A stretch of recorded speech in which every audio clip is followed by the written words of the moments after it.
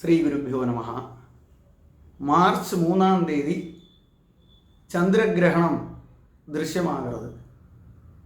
கிரகணத்திலுள்ள வைதீக அனுஷ்டானத்தை பற்றி பிரதானமாக தெரிஞ்சுக்கிறதுக்கு தான் இந்த வீடியோ. ചന്ദ്രഗ്രഹണ അനുഷ്ഠാനമാനാലും സൂര്യഗ്രഹണ അനുഷ്ഠാനമാനാലും സാധാരണ நம்ம ചേർത്തോടു 1000 ഇരട്ടി ഫലം அது கொண்டு அப்படின்னு சாஸ்திரம் சொல்லுறது. அப்போ அதனால நமக்கு இந்த சாஸ்திரியமாக அதான சயின்டிஃபிக்காக கிரகணம் என்ன அப்படின்னு தெரிஞ்சுப்போம். அப்புறம் நம்ம சாஸ்திரവുമായിട്ട് அதுக்குள்ள ബന്ധം എന്നാന്നും ஏன் நம்ம கிரகணத்தில் அனுஷ்டானம் பண்ணுறோம்னும் என்னெல்லாம் அனுஷ்டானம் பண்ணணும் அப்படின்னும் அதனோட பிராதானியம் என்னது அப்படின்னும் எல்லாம் நமக்கு இந்த வீடியோ வழி தெரிஞ்சுக்கலாம். சயின்டிஃபிக்காக நம்ம பார்த்தோம்னா சூரியனும் பூமியும் சந்திரனும் ஒரே லைனில் வருമ്പോൾ அதுக்கு சிசிஜி அப்படின்னு சொல்லுவோம். அப்படி வர சமயத்தில் சூரியனோட பிரகாசம் வந்து சந்திரனில் விழாது, பூமி வந்து அந்த பிரகாசத்தை தடுக்கும். அப்போ பூமியோட நிழல் சந்திரனில் பதியும். அதனால சந்திரனோட நிறம் இங்கிருந்து பூமியிலிருந்து பார்க்கும்போது அது நல்ல கிரகணம் ஆகிற சமயத்தில் பூர்ணமாக அந்த நிழல் விழுற சமயத்தில் அது சிவந்த கலரில் தெரியும். அதானது நம்ம சயின்டிஃபிக்காக பார்த்தானா எங்கே அந்த பிரகாசம் பூர்ணமாக பதியலையோ அதுக்கு அம்பரான்னும், கொஞ்சமாக பிரகாசம் பதிகிற இடத்துக்கு பெனம்பரா அப்படின்னும் சயின்டிஃபிக்காக சொல்லுவாள். அப்போ இந்த கலர் மாற்றம் വരും அப்படிங்கிறது ഉദ്ദേശിച്ചും ചന്ദ്രനോട് ധർമ്മത്തിലെ മാറ്റം വരത്, ചന്ദ്രനോട് പ്രകാശം സൂര്യനോട് പ്രകാശം പൂർണ്ണமாக விழாமல் ஆகிறதும் சந்திரனிலோ பூமியோடு அந்த நிழல் பதிகிறதும் எல்லாம் கொண்டும் சந்திரனில் வரப்பட்டதான மாற்றம். அதனால அந்த கிரகணத்துக்கு வந்து சாஸ்திரம் உபராகம் அப்படின்னு பேர் போட்டிருக்கு. அப்போ உபராகம் அப்படின்னாலே அந்த பிரகாசத்துக்கு மாற்றம் வருது, நிறத்துக்கு மாற்றம் வருது அப்படின்னு எல்லாம் தான் அர்த்தம்.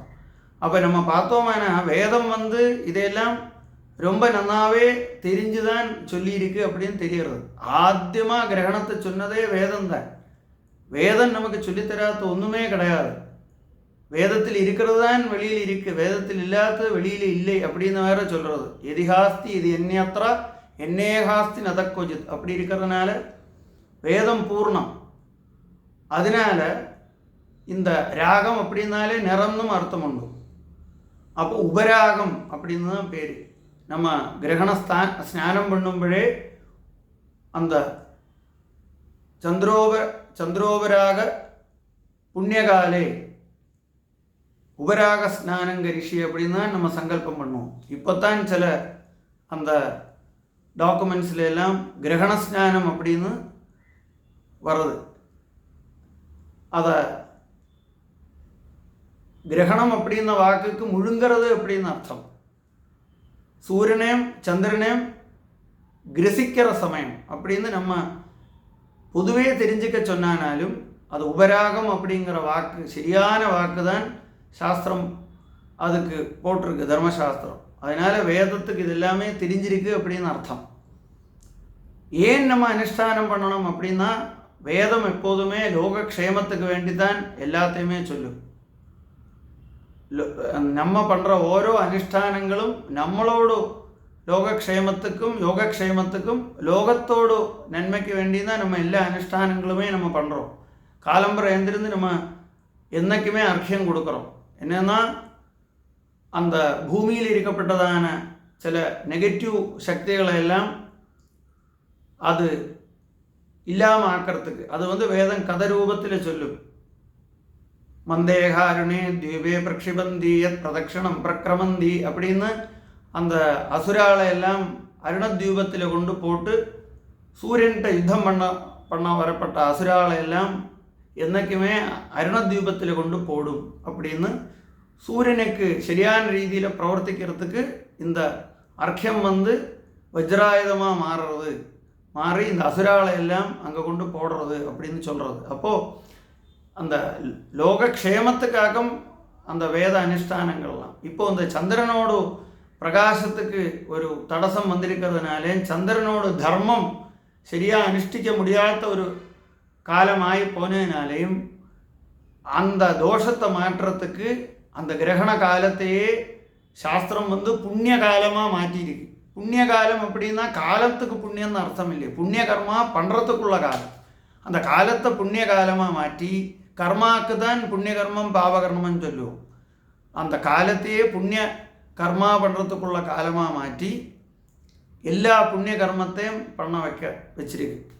அப்போ என்னெல்லாம் புண்ணிய கர்மம் கிரகணத்தில் பண்ணணும் அப்படின்னா, பிரதானமாக நம்ம இந்த சூரியனுக்கு அந்த சூரியனுக்கும் சந்திரனுக்கும் சக்தி இல்லை, சக்தி குறைவு இருக்குது அப்படின்னா அது நம்மளோட மனசை பாதிக்கும். அப்படிங்கிறதுனால சந்திரமா மனசோ ஜாதகா அப்படி இருக்கிறதுனால அந்த மனசோடு பலம் குறைஞ்சு போகும். அப்படிங்கிறதுனால எப்போல்லாம் மனசோடு பலம் குறைஞ்சு போகிறதோ அப்போல்லாம் பிதர்கர்மாவை அனுஷ்டானம் பண்ணுறதுக்கு சாஸ்திரம் சொல்லும். அதனால தான் நம்ம அமாவாசையிலையும் அந்த சங்கிரமண காலத்திலையும் எல்லாமே நம்ம பிதர்கர்மா அந்த ஸ்ராத்தத்தை பண்ணுறோம்.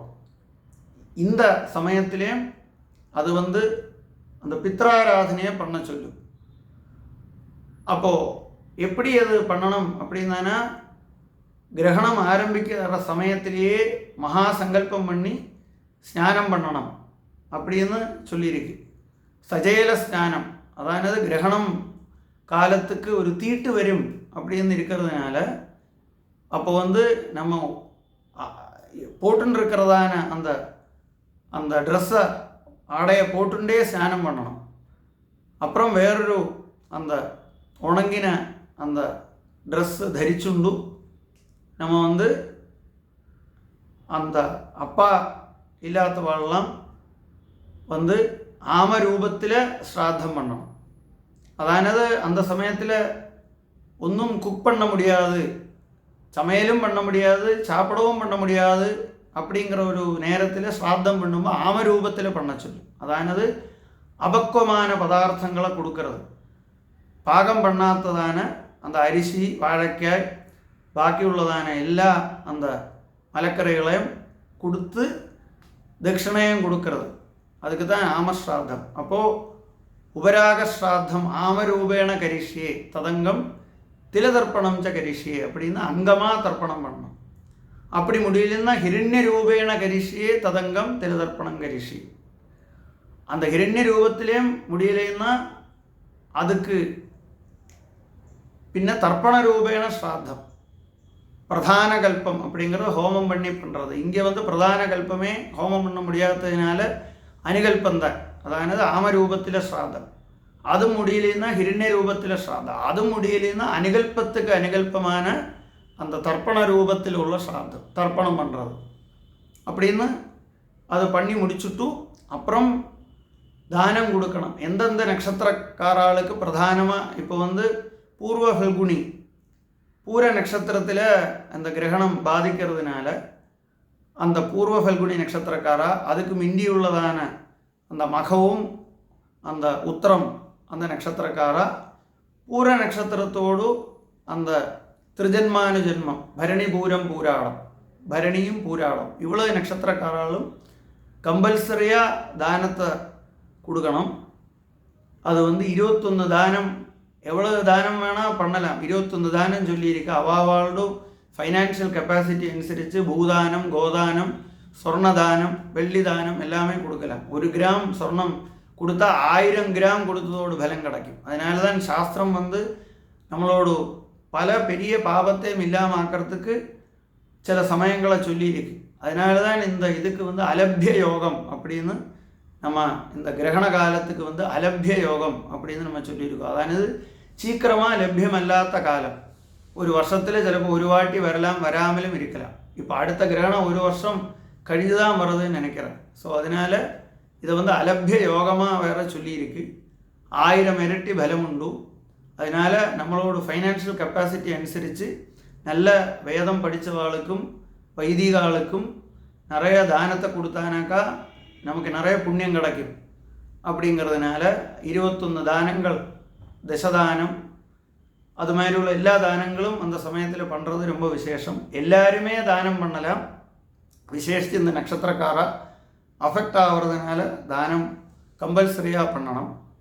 அது மாதிரி கிரகணம் ஆரம்பிக்கிறதுக்கு ஒரு 9 மணிக்கூருக்கு முந்தியே ஆகாரம் நிறுத்தணும் அப்படின்னு இருக்கான். என்னென்னா அந்த சமயத்தில் கிரகண சமயத்தில் அந்த நம்மளோட வயத்தில் ஏதாவது ஆகாரம் வந்து அது தகனம் ஆயின்னு இருந்தானாக்கா அதில் தோஷம் பாதிக்கும். அப்படிங்கிறதுனால ஒரு ஆகாரமும் தகனத்துக்கு இருக்கப்படாது. அப்படிங்கிறதுனால 9 மணிக்கூருக்கு முந்தியே ஆகாரத்தை நிறுத்த சொல்லியிருக்கா. அது முடியலைன்னா எவ்வளவு நேரத்தை நிறுத்த முடியுமோ அவ்வளவு நல்லது. ஏதாவது லிக்விட் ஃபுட் அவாவோட ஆரோக்கிய நிலையை அனுசரித்து அது ஆகாரத்தை கண்ட்ரோல் பண்ணிக்கிறது அப்படிங்கிறது தெரியறது. அது மாதிரி அந்த கிரகண தர்ப்பணமும் அந்த ஸ்நானமும் எல்லாருக்குமே உண்டு. 10 நாளைக்கு അതായത് அந்த தீட்டு ശാവാശൗചം സൂതകാശൗചം பாலாமை இருந்தானாலும் மரண தீட்டு இருந்தானாலும் அவளுக்கும் அந்த சமயத்தில் இந்த தீட்டெல்லாம் மாறி நிற்கும். அப்படிங்கிறதுனால அவளும் ஸ்நானம் பண்ணி தர்ப்பணம் பண்ணலாம், தானம் கொடுக்கலாம். பாக்கி எல்லாரும் அந்த கிரகண சமயத்தில் அவளுக்கு தெரிஞ்சதான ஜபம் காயத்ரி வேறு மந்திரோபதேசம் கிடச்சா அந்த மந்திரங்கள்லாம் ஜபிச்சா அதுக்கு 1000 ഇരട്ടി ഫലമുണ്ടു. அந்த 3 நாளைக்கு பகிஷ்ட காலத்தில் இருக்கிற ஸ்திரீகளுக்கு கூட குளிச்சுட்டு அந்த கிரகண அனுஷ்டானம் பண்ணலாம், ஜபம் பண்ணலாம் அப்படின்னு சொல்லியிருக்கு. அதனால் எல்லாருக்கும் இந்த அலபிய யோகத்தை பிரயோஜனப்படுத்தி அவாவாளோட க்ஷேமத்துக்கும் லோகக்ஷேமத்துக்கும் வேண்டி பிரவர்த்திக்கணும் அப்படின்னு வேதம் எப்போதுமே லோகக்ஷேமத்தை சொல்லும்.